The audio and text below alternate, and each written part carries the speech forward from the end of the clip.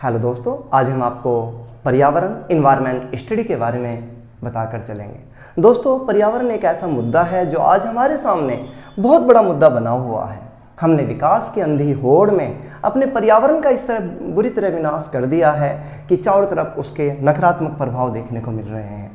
इसी का परिणाम है कि असमय वर्षा हो रही है, कभी सूखे की समस्या हमें देखने को मिल रही है, तो कभी बाढ़ वगैरह की सिचुएशंस। इसके अलावा पर्यावरण चक्र पूरी तरह चेंज हो चुका है। इसके साथ ही प्राकृतिक आपदाओं का भी निरंतर विस्तार हो रहा है।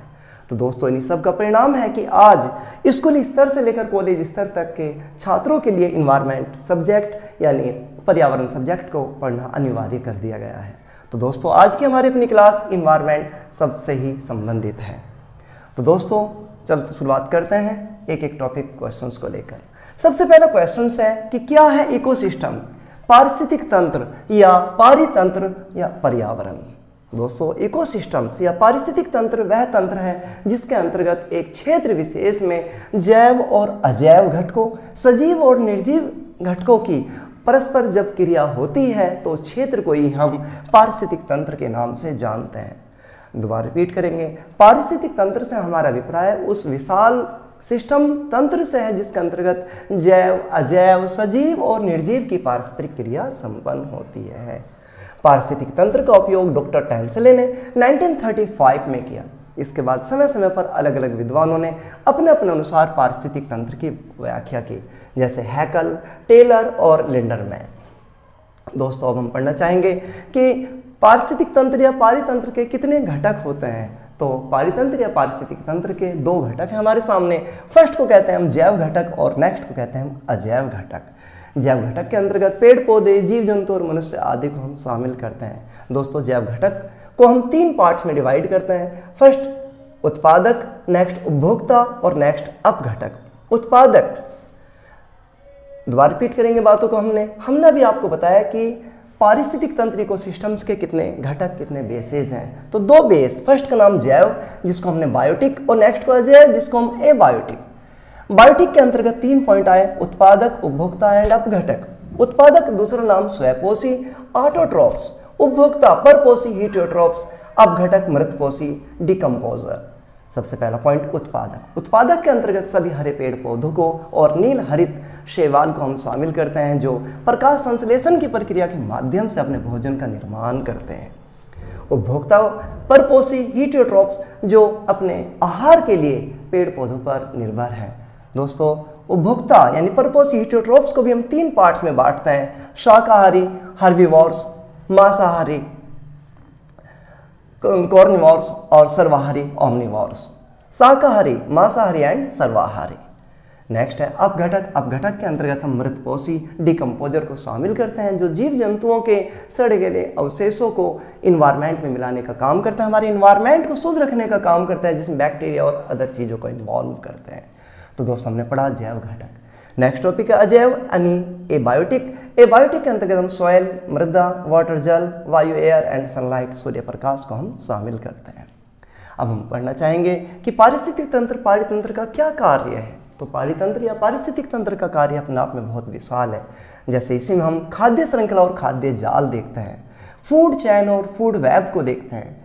क्या है खाद्य श्रृंखला? जिसके अनुसार एक जीव दूसरे जीव पर निर्भर होता है। उदाहरण स्वरूप सनलाइट के थ्रू पेड़ पौधों के द्वारा भोजन बनाया गया, उसको हिरन खाते हैं, हिरन को आगे चलकर शेर के द्वारा खाना, हम खाद्य श्रृंखला। खाद्य श्रृंखला जिसके अनुसार एक जीव दूसरे जीव पर निर्भर। खाद्य जाल, जब बहुत सारी खाद्य श्रृंखलाएं एक जगह मिल जाए।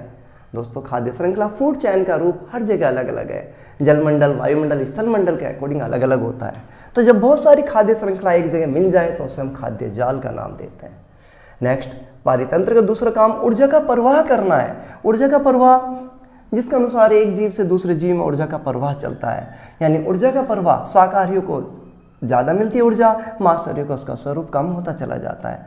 ऊर्जा का प्रवाह 10% नियम के अनुसार ऊपर से नीचे चलता है। नेक्स्ट, पारिस्थितिक तंत्र का विकास, डेवलपमेंट होना, जिसमें अलग अलग एक्टिविटीज़ होती है। इसके अलावा पारितंत्र का एक महत्वपूर्ण काम पदार्थ चक्रण है, पदार्थों का चक्रण होना, जैसे कार्बन चक्र, ऑक्सीजन चक्र, नाइट्रोजन चक्र, जल चक्र, CO2 चक्र, अलग अलग प्रकार के दोस्तों चक्र हैं। तो हमने पढ़ा पारिस्थितिकी के अंतर्गत क्या क्या कार्य हैं और क्या नहीं। नेक्स्ट क्वेश्चन हमारे सामने है कि प्रमुख पारितंत्र कौन कौन से हैं। तो दुनिया के अलग अलग हिस्सों में अलग अलग पारितंत्र मौजूद हैं, जैसे टुंड्रा पारितंत्र। टुंड्रा पारितंत्र वह पारितंत्र जिसमें 8 से 10 माह वर्ष में बर्फ का स्वरूप बना रहता है। ऐसी स्थिति में यहाँ बहुत ही कम मात्रा में वनस्पति का स्वरूप नजर आता है, जैसे काई, लाइकेन, छोटी झाड़ियाँ और घास का स्वरूप। इसके अलावा जीव जंतुओं का स्वरूप भी यहाँ मौजूद है। वन विश्व के अलग अलग भागों में वनों का स्वरूप मौजूद है। वन हमारे जीवन का आधार है, बिना वनों के हमारा अपना कोई अस्तित्व नहीं है।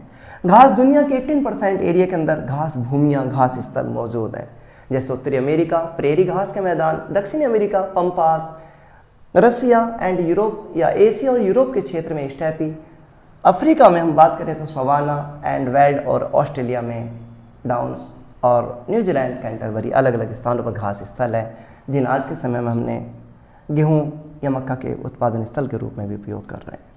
घास स्थल के अंतर्गत अलग प्रकार की संरचना, जीव जंतु वगैरह का स्वरूप होता है। मरुस्थलीय विश्व का 1/3 भाग मरुस्थल से घिरा हुआ है, जिसमें हम सहारा मरुस्थल, थार मरुस्थल, कालाहारी मरुस्थल, अटाकामा मरुस्थल अलग अलग भागों में स्वरूप है। यहाँ पर जीव जंतुओं का स्वरूप भी अलग टाइप का है। नेक्स्ट जलीय पारितंत्र, जिसमें हम तालाब, झीलों, नदियों, सागरों, महासागरों आदि को शामिल करते हैं। तो दोस्तों हमने पढ़ा प्रमुख पारितंत्र का स्वरूप। तो क्वेश्चन था इकोसिस्टम, पारिस्थितिक तंत्र या पारितंत्र पर्यावरण के घटक कौन कौन से, बायोटिक एंड एबायोटिक कार्य हैं, और फिर हमने पढ़ा प्रमुख पारितंत्र उनका स्वरूप। दोस्तों नेक्स्ट क्वेश्चन है कि जीवमंडल का स्वरूप क्या है। जीवमंडल जिसमें जैव, अजैव, सजीव, निर्जीव आदि का स्वरूप मौजूद हो, उसे हम जीवमंडल बायोस्फीयर्स के नाम से जानते हैं। दोस्तों बायोस्फीयर के अंतर्गत 3 पॉइंट हम देखते हैं। स्थल मंडल लिथोस्फीयर, जिस पर हम मरुस्थलीय क्षेत्र को, घास स्थलों को, वन क्षेत्र को, टुंड्रा क्षेत्र को आदि को हम शामिल करते हैं, इस हम स्थल मंडल के नाम से हम जानते हैं। जलमंडल के अंतर्गत हाइड्रोस्फीयर, जिसमें हम तालाब, नदियाँ, झीलें, सागर, महासागर, इसके अलावा जवार नद मुख, जहाँ पर नदियाँ समुद्र में गिरती है और एक अलग प्रकार का स्ट्रक्चर बन जाता है, जहाँ खारे और मीठे पानी का स्वरूप नजर आए, उसे हम जवार नद मुख के नाम से जानते हैं। नेक्स्ट वायुमंडल, वायु हमारे चारों ओर फैले वायु के विशाल आवरण को ही हम वायुमंडल के नाम से जानते हैं, जिसमें 78% नाइट्रोजन, 21% ऑक्सीजन और 1% मदर गैसेज है। तो दोस्तों हमने पढ़ा जीवमंडल के अलग अलग स्वरूप, तीनों का एक अपना आप में एक अलग महत्व है। नेक्स्ट क्वेश्चन है पारिस्थितिक अनुक्रमण क्या है। पारिस्थितिक अनुक्रमण, तो पारिस्थितिक अनुक्रमण का अर्थ है जीव जंतुओं की संरचना में एक स्थान से दूसरे स्थान पर अदल बदल का होना, चेंजिंग का होना। दोस्तों प्रकृति का नियम है कि सभी चीज़ें गतिमान है, चलायमान है, चल रही हैं एक जगह से दूसरी जगह। तो पारिस्थितिक अनुक्रमण के 2 प्रमुख रूप हमें दिखाई देते हैं। फर्स्ट को कहते हैं प्राथमिक अनुक्रमण, नेक्स्ट का नाम है द्वितीयक अनुक्रमण। प्राथमिक अनुक्रमण का अर्थ है जहाँ यानी अनुक्रमण का वह स्वरूप जहाँ किसी प्रकार की जैव विविधता नहीं थी, वहाँ पर जैव विविधता का आ जाना। द्वितीयक अनुक्रमण का मतलब अर्थ है कि एक क्षेत्र विशेष में जीव जंतुओं का मौजूद होना लेकिन उनका समाप्त होना और इसके स्थान पर नई प्रजातियों का आना द्वितीयक अनुक्रमण के नाम से जाना जाता है। इसके अलावा दोस्तों वर्तमान समय में पारिस्थितिक अनुक्रमण की प्रक्रिया मनुष्य गतिविधियों के माध्यम से तेजी से बढ़ रही है। कुछ प्राकृतिक आपदाओं का भी योगदान है, जंगलों में आग का लगना, वनों की कटाई, केमिकल आदि का प्रयोग, शिकार जीव जंतुओं का कुछ ऐसी गतिविधियां हैं जिसके कारण पारिस्थितिक अनुक्रमण का स्वरूप तेजी से देखने को मिल रहा है। नेक्स्ट क्वेश्चन हमारे सामने है जैव विविधता क्या है। जैव विविधता बायोडाइवर्सिटी। जैव विविधता है बायोडाइवर्सिटी वह शब्द है जिसके अंतर्गत एक क्षेत्र विशेष में तरह तरह के पेड़ पौधे, जीव जंतु आदि को शामिल करते हैं। जैव विविधता शब्द का इस्तेमाल 1980 में EA नॉर्ड्स के द्वारा किया गया। तो दोस्तों जैव विविधता हमारा अपना खुद का आधार है। एक अनुमान के अनुसार पृथ्वी पर जीव जंतुओं की 50 लाख से अधिक जातियों का स्वरूप है। ठीक है, स्वरूप हम पादपों के बारे में, बैक्टीरिया वगैरह आदि के बारे में हम शामिल करते हैं। माना जाता है इसमें 35 हॉट स्पॉट। क्या है हॉट स्पॉट? हॉट स्पॉट से हमारा अभिप्राय उन क्षेत्रों से है जहां जैव विविधता का स्वरूप उच्च स्तर पर है। माना जाता है विश्व में करीब 35 के करीब हॉट स्पॉट है, जिनमें भारत में 4 पाए जाते हैं। इंडो बर्मा क्षेत्र, हिमालयन क्षेत्र, पश्चिमी घाट क्षेत्र और सुंडालैंड क्षेत्र। अब हम पढ़ना चाहेंगे जैव विविधता का क्या महत्व है। तो जैव विविधता पारितंत्र का क्या महत्व है? अपना आप में काफ़ी बड़ा महत्व है। सबसे पहले आर्थिक महत्व दोस्तों, लकड़ी, इसके अलावा जंगलों से तरह तरह के उत्पादों को, जड़ी बूटियों को हम प्राप्त करते हैं। अगर वन ना हो तो हमारा अपना खुद का कोई बेस नहीं है। अलग अलग इंडस्ट्री जो हम चल रही है वो सब किसके बेस पर? सिर्फ और सिर्फ जैव विविधता पारितंत्र के महत्व के कारण है। पारितंत्रीय महत्व, अगर जैव विविधता नहीं होगी तो एक क्षेत्र विशेष का पर्यावरण पूरी तरह नष्ट हो जाएगा। इसके अलावा सौंदर्य परक, वनों में, जंगलों में हम क्यों जाना चाहते हैं? क्योंकि सौंदर्य का स्वरूप वहाँ पर मौजूद है। नेक्स्ट क्वेश्चन है, पर्यावरण अध्ययन का क्या महत्व है, या पर्यावरण अध्ययन की बहुशास्त्रीय प्रकृति से क्या अभिप्राय है? पर्यावरण अध्ययन के अंतर शास्त्रीय पद्धति से क्या अभिप्राय है? पर्यावरण अध्ययन दोस्तों, जैसे कि अभी हमने आपको बताया, आज पर्यावरण हमारा बुरी तरह विनाश के कगार पर। यही कारण है आज स्कूली लेवल से लेकर और कॉलेज लेवल तक पर्यावरण अध्ययन को एक प्रमुख विषय के रूप में शामिल कर दिया गया है। तो दोस्तों, पर्यावरण अध्ययन को पढ़ने का सबसे बड़ा लाभ यह है कि पर्यावरण और पारिस्थितिकी में समन्वय स्थापित करना आसान हो जाता है। मनुष्य गतिविधि और पारिस्थितिकी में समन्वय स्थापित आसानी से हो जाता है और हम समझ जाते हैं कि हमारा इन्वायरमेंट क्या है और क्या नहीं। भूगोल, विज्ञान, समाजशास्त्र, अर्थशास्त्र आदि के साथ पर्यावरण अध्ययन का एक बड़ा संबंध है। पर्यावरण अध्ययन इन सब के साथ मिलता हुआ चलता है और उनके सहयोग के माध्यम से अपना आपको गतिशीलता देता है। पर्यावरण अध्ययन का एक बड़ा लाभ यह है कि इसके माध्यम से संसाधनों के संरक्षण में मदद मिलती है। इसके साथ ही पर्यावरण के बारे में जागरूकता बढ़ती है। तो दोस्तों, हम कह सकते हैं पर्यावरण अध्ययन अपना आप में काफ़ी महत्वपूर्ण है। नेक्स्ट, आज हमारे पारितंत्र जैव विविधता के सामने क्या चुनौतियाँ हैं?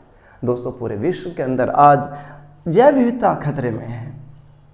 एक अनुमान के अनुसार पिछले 60 सालों में जीव जंतु पादपों की 40 से 45% संख्या या प्रजातियां लुप्त हो चुकी हैं, जो हमारे लिए एक बड़ा खतरे का संकेत है। तो जैव विविधता के नष्ट होने के लिए क्या क्या कारण है, अलग अलग कारक है। उसके लिए सबसे पहला पॉइंट आपके सामने, अनियोजित विकास। दोस्तों, आज हम विकास की जिस प्रक्रिया को अपना रहे हैं, चारों तरफ डैमों का निर्माण, सड़कों का निर्माण, फ्लाईओवर्स का निर्माण, शहरीकरण की प्रक्रिया, ये सब अनियोजित रूप में हो रहा है, जिसका परिणाम जैव विविधता के सामने पड़ रहा है। यानी जैव विविधता लुप्त होती चली जा रही है, नष्ट हो रही है। इसके साथ ही वनों की कटाई, अंधाधुंध वनों की कटाई, कहीं पर भी कंस्ट्रक्शंस होता है तो सबसे पहले वनों की कटाई की जाती है। ये नहीं कि पहले हम पेड़ पौधों को लगाएं उसके बाद उनको कटाई करें। इसके साथ ही जंगलों में आग का लगना पूरे विश्व की समस्या है। जैसे पिछले दिनों अमेजोन, ब्राज़ील के अमेजोन वर्षा वनों में आग लगी। इसके साथ ही ऑस्ट्रेलिया के जंगलों में आग लगी, जो कम से कम 4 से 5 महीने तक जलती रही, जिसमें लाखों करोड़ों की प्रजातियां, जीव जंतुओं की प्रजातियां नष्ट होती चली गई। नेक्स्ट, जीव जंतुओं का अवैध शिकार। पूरे विश्व में जीव जंतुओं का शिकार जैव विविधता के नष्ट होने का एक बड़ा कारक है। इसके साथ ही पर्यावरण की धारण क्षमता। आज हमने पर्यावरण का इतना बुरी तरह विनाश कर दिया है। जल प्रदूषण, थल प्रदूषण, वायु प्रदूषण बुरी तरह चारों तरफ मौजूद है, देख सकते हैं। इन सब का परिणाम यह हुआ कि पर्यावरण की जो धारण क्षमता थी वो खत्म हो चुकी है, और पर्यावरण की धारण क्षमता का खत्म होने का परिणाम जैव विविधता के संकट के रूप में देखने को मिल रहा है। तो दोस्तों, EVS ME2002 या BEVAE 181 का फर्स्ट पार्ट उम्मीद है आपको समझ में आया होगा।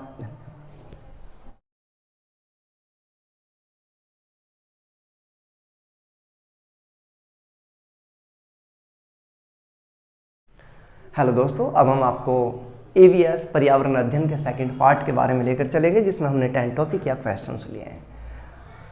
तो आइए दोस्तों समझते हैं कि एक टॉपिक या क्वेश्चंस को। सबसे पहला क्वेश्चन है कि पर्यावरण संबंधी समस्याएं क्या क्या हैं, या पर्यावरण अधोगति क्या है।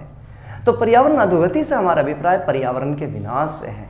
आज के समय में हम अपने चारों तरफ पर्यावरण से संबंधित तरह तरह की समस्याओं को जब देख रहे हैं तो इस स्थिति को ही हम पर्यावरण अधोगति के नाम से जानते हैं।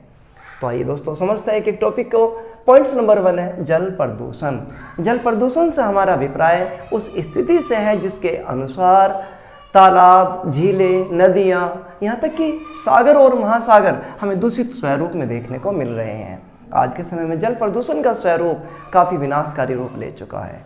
हमारे जो परंपरागत तालाब थे वे या तो सूख चुके हैं या उनमें गंदगियों का ढेर बना हुआ है। इसके अलावा झीलों की सिचुएशंस भी काफ़ी नकारात्मक है। यदि हम नदियों की बात करें तो भारत जैसे देश में नदियों को पवित्र माना जाता रहा है, लेकिन आज भारतीय नदियाँ भी काफ़ी हद तक दूषित हो चुकी है। गंगा यमुना की गिनती दुनिया की सर्वाधिक प्रदूषित नदियों में होती है। इसके अलावा महासागर भी आज के समय में प्रदूषण से अछूते नहीं है। वहाँ पर तरह तरह के कीटनाशकों का स्वरूप, रसायनों का स्वरूप, प्लास्टिक का स्वरूप, इस यहाँ तक कि कचरे का निपटान भी दुनिया के अलग अलग देश महासागरों में कर रहे हैं। इसके अलावा समय समय पर तेल टैंकरों का फटना एक बड़ी प्रॉब्लम बनी हुई है। भारत जैसे देश में आज जल प्रदूषण अलग अलग स्वरूपों में हम देख सकते हैं, जिसके वजह से तरह तरह के दुष्प्रभाव हमें देखने को मिलते हैं। नेक्स्ट दोस्तों, थल प्रदूषण। थल प्रदूषण से हमारा अभिप्राय उस स्थिति से है जिसके अनुसार एक क्षेत्र विशेष में कूड़े करकट का ढेर देखने को मिलता है।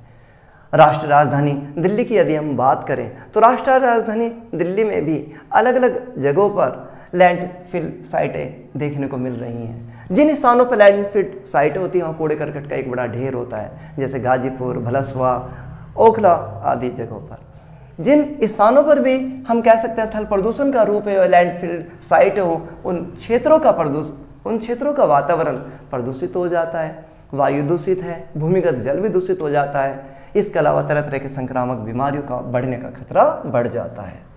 नेक्स्ट, ध्वनि प्रदूषण। ध्वनि प्रदूषण आवाज़ के एक निर्धारित मात्रा से अधिक होना। आज हम अपने चारों तरफ ध्वनि प्रदूषण के स्वरूप को देख सकते हैं। रोडों पर वाहनों के द्वारा, औद्योगिक क्षेत्रों में मशीनों के माध्यम से, इसके अलावा हमारे धार्मिक सांस्कृतिक गतिविधियों के माध्यम से भी ध्वनि प्रदूषण का स्वरूप हम देख सकते हैं। नेक्स्ट है वायु प्रदूषण। वायु प्रदूषण वह स्थिति जिसके अनुसार वायु की गुणवत्ता में कमी आ जाती है। वायु प्रदूषण को बढ़ावा देने वाले कारकों में NO, nitrogen oxide, sulphur oxide, इसके अलावा कार्बन मोनोऑक्साइड, फ्लाई ऐश, बिजली घरों के माध्यम से जो अवशेष बचता है या कोयले को जलाने के बाद उसे हम दोस्तों फ्लाई ऐश का नाम देते हैं। इसके अलावा PM2, पार्टिकुलेट मैटर 2, इसके अलावा CFC, क्लोरोफ्लोरोकार्बन, ये सभी कारक हैं, ये प्रदूषक हैं जो वायु प्रदूषण को बढ़ावा देने का काम करते हैं। दोस्तों, यदि वायु प्रदूषण का स्वरूप अधिक उच्च मात्रा में हो तो उस सिचुएशंस में यदि बारिश हो जाए तो वह बारिश एसिड रेन का रूप धारण कर लेती है, जिसे हम अम्लीय वृष्टि के नाम से जानते हैं। अम्लीय वृष्टि के पीछे मुख्य कारण nitrogen oxide, sulphur oxide, carbon monoxide जैसी गैसों का वातावरण में मौजूद होना है। अगर अम्लीय वृष्टि का स्वरूप हो तो ऐसी स्थिति में जो हमारे हेरिटेज पैलेसेज हैं वह नष्ट होते हैं। इसके अलावा फसल, पेड़ पौधे आदि के पत्ते पीले पड़ जाते हैं, उन पर दुष्प्रभाव पड़ता है और मनुष्य को भी स्किन संबंधी प्रॉब्लम एसिड रेन से होती है, और एसिड रेन का मुख्य कारण वायु प्रदूषण है।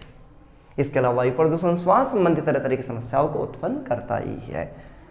नेक्स्ट, नाभिकीय प्रदूषण। नाभिकीय प्रदूषण वह प्रदूषण जो नाभिकीय पदार्थों, यूरेनियम, थोरियम आदि के माध्यम से फैलता है। इसके अलावा चिकित्सीय क्षेत्र के माध्यम से रेडिएशन भी हम नाभिकीय प्रदूषण के अंतर्गत शामिल कर सकते हैं। नाभिकीय प्रदूषण के अंतर्गत दुनिया के अलग अलग देशों में अलग अलग घटनाएं घटी हैं। जैसे 6 अगस्त को 9 अगस्त 1945 को अमेरिका द्वारा जापान पर परमाणु बम गिराना। आज भी हिरोशिमा और नागासाकी पर नाभिकीय प्रदूषण का स्वरूप देख सकते हैं। इसके अलावा यूक्रेन के चेर्नोबिल नाभिकीय प्लांट का फटना है, उसमें विस्फोट होना। इसके अलावा 2011 में जापान की फुकुशिमा नाभिकीय संयंत्र में दुर्घटना का होना। ये सभी दोस्तों नाभिकीय प्रदूषण के दुष्प्रभाव की तरफ संकेत करते हैं।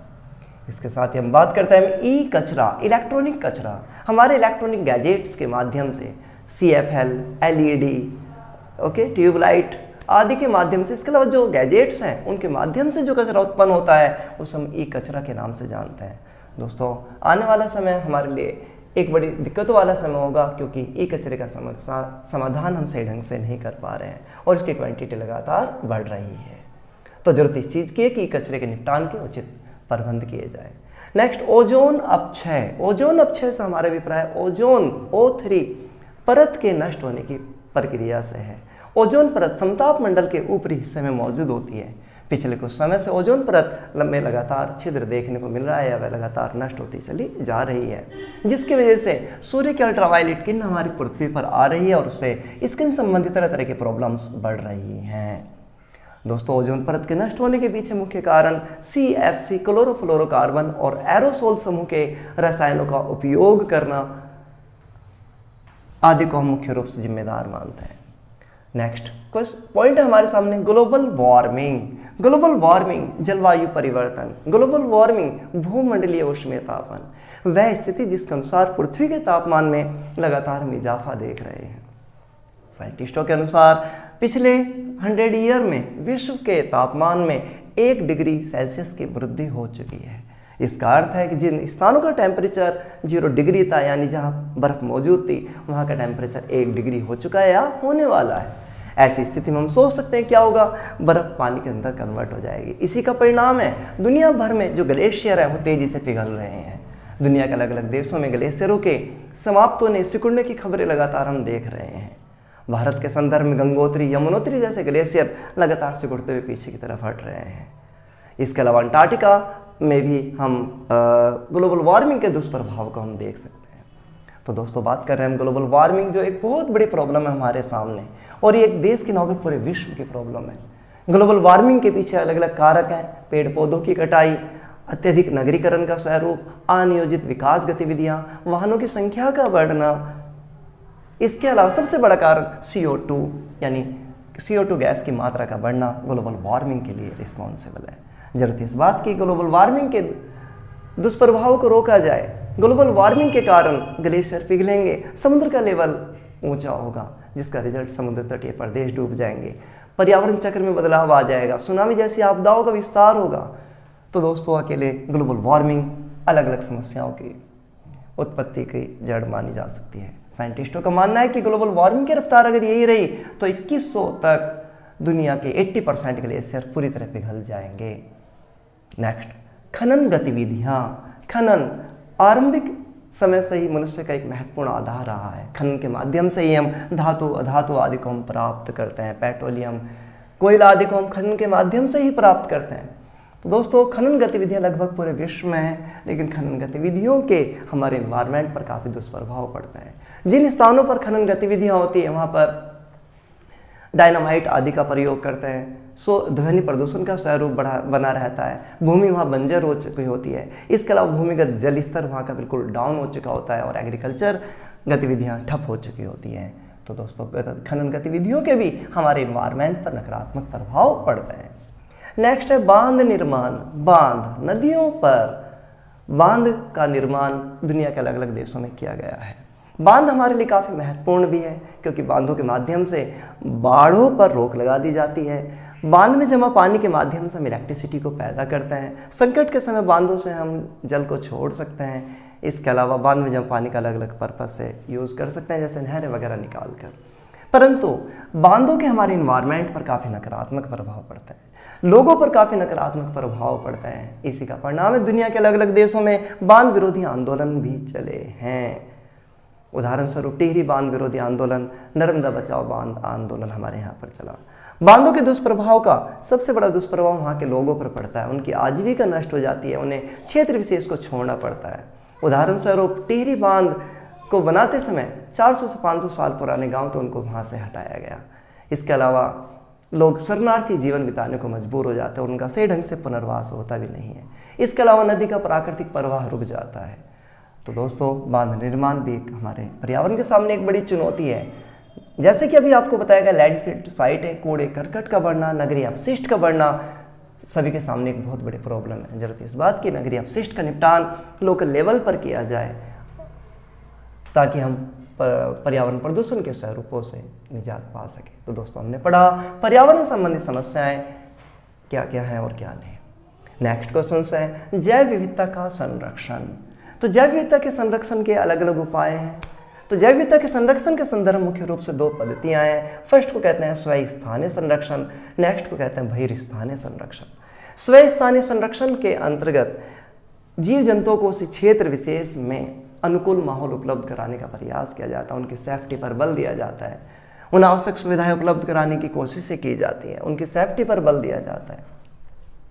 जबकि बहिर्स्थानीय संरक्षण के अंतर्गत देश के अलग अलग भागों में नेशनल पार्क्स वगैरह बनाए जाते हैं, चिड़ियाघर आदि की स्थापना की जाती है, ताकि उनको सुरक्षित रखा जा सके। इसके अलावा उनके प्रजनन पर बल दिया जाता है, DNA संरक्षण पर बल दिया जाता है, क्लोन वगैरह के प्रोसेस किए जाते हैं। तो इसे दोस्तों हम कहते हैं बहिर्स्थानीय संरक्षण। नेक्स्ट क्वेश्चन है हमारे सामने ग्रीन व्यवसाय। दोस्तों बात कर रहे हैं हम ग्रीन व्यवसाय क्या है, या हरित व्यवसाय अथवा सतत विकास एंड औद्योगिक गतिविधियां। आज के समय में जब विश्व का पर्यावरण काफ़ी हद तक नकारात्मक है, तो सभी से उम्मीद की जाती है कि वह पर्यावरण की सुरक्षा के लिए कुछ कदम उठाएं। ऐसे औद्योगिक क्षेत्र से भी उम्मीद करते हैं कि वह इस तरह की गतिविधियों को अपनाएं, इस तरह अपने विस्तार करें जिससे हमारा इन्वायरमेंट सेफ बना रहे। यही कारण है कि आज ग्रीन व्यवसाय की अवधारणा में देखने को मिल रही है। ग्रीन व्यवसाय के अंतर्गत पर्यावरण अनुकूल भवन बनाने पर बल दिया जाता है, यानी ऐसा भवन जिसमें कृत्रिम प्रकाश, आर्टिफिशियल लाइट की कम से कम जरूरत पड़े, नेचुरल लाइट से हमारा काम हो जाए। इसके अलावा एयर का एक्सटेंशन के लिए रूप में बना रहे। सोलर सिस्टम्स, इसके अलावा उम्मीद की जाती है कि वह सोलर सिस्टम्स का ज़्यादा से ज़्यादा यूज़ करें इलेक्ट्रिसिटी के रिगार्डिंग। इसके अलावा डीजल, पेट्रोल आदि की जगह सीएनजी का अधिक से अधिक उपयोग करें। इसके साथ ही उम्मीद की जाती है कि कम पानी का उपयोग करें। इसके साथ ही कार्बन उत्सर्जन का कम उपयोग हो। साथ ही जो अपशिष्ट वहाँ पैदा हो रहे हैं, उन अपशिष्टों का निपटान लोकल लेवल पर ही कर दिया जाए। दोस्तों हमने पढ़ा ग्रीन व्यवसाय, सतत विकास, औद्योगिक गतिविधियाँ, या उद्योग गतिविधियों के माध्यम से भी हम सतत विकास को कैसे बढ़ावा दे सकते हैं। नेक्स्ट, समुदाय का पर्यावरण संरक्षण में क्या योगदान है। उन व्यक्तियों के नाम जिन्होंने पर्यावरण संरक्षण में योगदान दिया, या पर्यावरण आंदोलन कौन कौन से चले हैं। तो आइए समझते हैं दोस्तों। सबसे पहला पॉइंट, सभी धर्मों में पर्यावरण को मुख्य स्थान। हिंदू, मुस्लिम, सिख, ईसाई, जैन, बौद्ध, पारसी, लगभग सभी धर्मों में पर्यावरण को एक मुख्य स्थान दिया गया और स्पष्ट किया गया कि मनुष्य अपनी गतिविधियों के माध्यम से पर्यावरण को कोई नुकसान ना पहुंचाए। उदाहरण स्वरूप हिंदू धर्म में तुलसी, आम, नीम, पीपल, बरगद आदि को पवित्र माना गया। तो इसी तरह मुस्लिम धर्म में भी खजूर, अंजीर, जैतून आदि को पवित्र माना गया। ठीक यही सिचुएशन अन्य धर्मों के संदर्भ में भी है, जहाँ पर्यावरण संरक्षण पर बल दिया गया। दूसरा एग्जाम्पल दोस्तों हमारे सामने है राजस्थान का खेजड़ी गांव, जहाँ बिश्नोई समुदाय के लोग रहते हैं जो पर्यावरण के प्रति समर्पित हैं। वे खेजड़ी वृक्षों और जीव जंतु आदि की सुरक्षा में आगे रहते हैं हमेशा। 1730 में जब वहाँ के शासक ने, राजा ने इस क्षेत्र में खेजड़ी वृक्षों को काटने का आदेश दिया, तो इस सिचुएशंस में अमृता देवी और उसके घर परिवार और के लोग आगे आए। हम कह सकते हैं पूरा गांव सामने आया और उसने वृक्षों की रक्षा के लिए अपना बलिदान कर दिया। चिपको आंदोलन उत्तराखंड के गढ़वाल क्षेत्र में, जब लकड़ी ठेकेदारों ने 1973 में अंगु वृक्षों की उच्च रूप में कटाई की। दोस्तों वृक्ष हमारा आधार है और हमारे पर्वतों का जो स्वरूप है वह पेड़ पौधों पर ही टिका पड़ा है। यदि पेड़ पौधों की कटाई हो जाएगी तो भूस्खलन जैसी समस्याएं बढ़ जाएंगी। ऐसी सिचुएशंस में लोगों के द्वारा विरोध किया गया। उस सिचुएशंस में गोरा देवी, सुंदरलाल बहुगुणा, चंडी प्रसाद भट्ट जैसे लोग सामने आए। देखते ही आंदोलन आसपास के दर्जन गांवों में फैल गया। परिणाम स्वरूप इस आंदोलन में लोगों ने पेड़ों से चिपक कर उन्हें कटने से रोका। इस आंदोलन का परिणाम यह हुआ कि सरकार ने इस क्षेत्र में पेड़ों की कटाई पर रोक लगा दी। नेक्स्ट, अपीको आंदोलन जो उत्तरी कर्नाटक में देखने को मिला। इस क्षेत्र में भी पेड़ों की कटाई जब उच्च रूप में हुई तो ऐसी स्थिति में पांडुरंग हेगड़े जैसे लोग सामने आए। 1983 की बात है दोस्तों। यहाँ के लोगों ने भी पेड़ों से चिपकते हुए उन्हें कटने से रोकने का काम किया। शांत घाटी साइलेंट वैली मूवमेंट केरला में 1980 में चला, जब इस क्षेत्र में सरकार ने नदी पर बांध बनाने का निर्णय लिया। इसके अलावा कंस्ट्रक्शंस की कोशिशें की तो यहाँ के लोगों ने उसका विरोध किया, क्योंकि कंस्ट्रक्शंस के माध्यम से यहाँ जैव विविधता नष्ट हो सकती थी। इसके अलावा दोस्तों बांधों के विरोध में सरदार सरोवर बांध विरोधी आंदोलन, टिहरी बांध विरोधी आंदोलन हमने अपने देश में देखा, जो काफ़ी उच्च रूप में चले। और इनका मेन पर्पज यही था कि बांधों की ऊंचाई को कम किया जाए और जो लोग विस्थापित हो रहे हैं उनका उचित रूप से पुनर्वास किया जाए। हम पढ़ना चाहेंगे कि पर्यावरण संरक्षण में किस किस का रोल रहा। सालिम अली जो एक बड़े पक्षी विज्ञानी थे, काफ़ी बड़ा योगदान दिया। इसी तरह इंदिरा गांधी के माध्यम से अलग अलग पर्यावरण संरक्षण अधिनियम बनाए गए, पर्यावरण की सुरक्षा के लिए काफ़ी महत्वपूर्ण काम किया। उन्हीं के समय में हमारे देश में 1972 वन्य जीव संरक्षण अधिनियम, प्रोजेक्ट टाइगर, प्रोजेक्ट लॉयन, जल अधिनियम 1974 और 1975 मगरमच्छ परियोजना जैसे कार्यक्रम और गैंडा संरक्षण 1981 जैसे प्रोजेक्ट हमें देखने को मिले। इसके अलावा MC मेहता एक बड़े विद्वान एक्टिविस्ट जिन्होंने पर्यावरण संरक्षण के लिए काफ़ी महत्वपूर्ण कदमों को उठाया और सुप्रीम कोर्ट तक बार बार अपनी बातों को लेके गए। इसके अलावा राजेंद्र सिंह जिन्होंने पानी की सुरक्षा के लिए काम किया। दोस्तों और भी अनलिमिटेड ऐसे लोग हैं जिन्होंने पर्यावरण सुरक्षा में अपना काफ़ी हद तक योगदान दिया है। इसके अलावा अलग अलग संगठन पर्यावरण रक्षा के लिए कार्यरत हैं आज। IUCN international union for conservation and natural 1948 में बनाया गया, Greenpeace 1971, UNEP united nations environmental programme 1972, WEO world environment organisation 1995 और भारत के संदर्भ में CSE centre for scientific and environment India 1988। दोस्तों हमने पढ़ा कि समुदाय का पर्यावरण संरक्षण में क्या योगदान रहा है, तो काफ़ी महत्वपूर्ण योगदान रहा है और अलग अलग आंदोलन चले हैं। नेक्स्ट क्वेश्चन है कि भारत ने पर्यावरण की रक्षा के संदर्भ में क्या कदम उठाए हैं। तो भारत द्वारा आज़ादी पश्चात पर्यावरण की रक्षा के लिए वे सब कदम उठाए जिससे हमारा पर्यावरण साफ रह सकता था। जैसे अनुच्छेद 48 भारतीय संविधान के भाग 4 में आर्टिकल 48A के तहत कहा गया कि राज्य पर्यावरण की रक्षा के लिए कारगर कदम उठाएगा। 1972 में वन्य जीव रक्षा अधिनियम बनाया गया जिसमें जीव जंतु की सुरक्षा के लिए कदम उठाए गए। प्रोजेक्ट टाइगर 1973 में पूरे देश में प्रोजेक्ट टाइगर का संचालन किया गया और कोशिश की गई टाइगर को संरक्षित किया जाए। इसी तरह 1974 में प्रोजेक्ट लॉयन शेरों की रक्षा के लिए चलाया गया। जल अधिनियम 1974 में बनाया गया जिसके तहत CPCB central pollution control board, जिसका देश में प्रदूषण को रोकने में काफ़ी बड़ा रोल रहा है।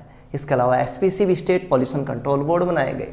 मगरमच्छ परियोजना 1975, गैंडा संरक्षण 1981, प्रोजेक्ट एलिफेंट 1992, गिद्ध संरक्षण कार्यक्रम। इसके अलावा गंगा नदी को राष्ट्रीय नदी 2008 में घोषित किया गया ताकि गंगा नदी के प्रति लोगों के मन में एक बेहतर भाव पैदा हो सके, उसकी सुरक्षा के लिए सभी प्रयास कर सकें।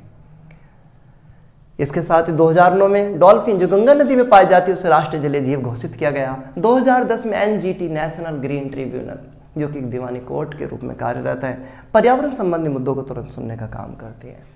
1986 में गंगा एक्शन प्लान गंगा की शुद्धता के लिए यमुना एक्शन प्लान 1993 में चलाया गया। इसके साथ ही नमामि गंगे परियोजना गंगा नदी की शुद्धता के लिए स्वच्छ भारत मिशन 2014 में चलाने का काम किया गया। इसके साथ 2016 में जल शक्ति मिशन को शुरू किया गया। इसके अलावा दोस्तों देश के अलग अलग भागों में सेंचुरीज बनाई गई है, नेशनल पार्क और जीव आरक्षित क्षेत्रों की स्थापना की गई है। भारत में बायोस्फीयर रिजर्व जीव आरक्षित क्षेत्रों की संख्या वर्तमान में 18 है। इसके साथ ही 2022 में मध्य प्रदेश के कूनो अभयारण्य में अफ्रीका के नामीबिया से चीतों को लाकर छोड़ा गया और उनके संरक्षण पर बल दिया गया। तो दोस्तों हम कह सकते हैं कि पर्यावरण रक्षा में भारत का शुरू से ही योगदान है। नेक्स्ट, पर्यावरण सम्मेलन। पर्यावरण की रक्षा के लिए कौन कौन से सम्मेलन हुए हैं? तो पर्यावरण की रक्षा के लिए समय समय पर अलग अलग सम्मेलन हुए हैं, जैसे रामसर सम्मेलन, स्टॉकहोम वगैरह। सबसे पहला पॉइंट है रामसर सम्मेलन। ईरान में यह सम्मेलन 1971 में हुआ। इस सम्मेलन में नम भूमि वेटलैंड की सुरक्षा के लिए कदम उठाए गए। नम भूमि वह क्षेत्र होता है जैसे दलदली क्षेत्र जहाँ पर बाढ़ आदि का पानी, नदियों के किनारे का क्षेत्र आदि शामिल होता है।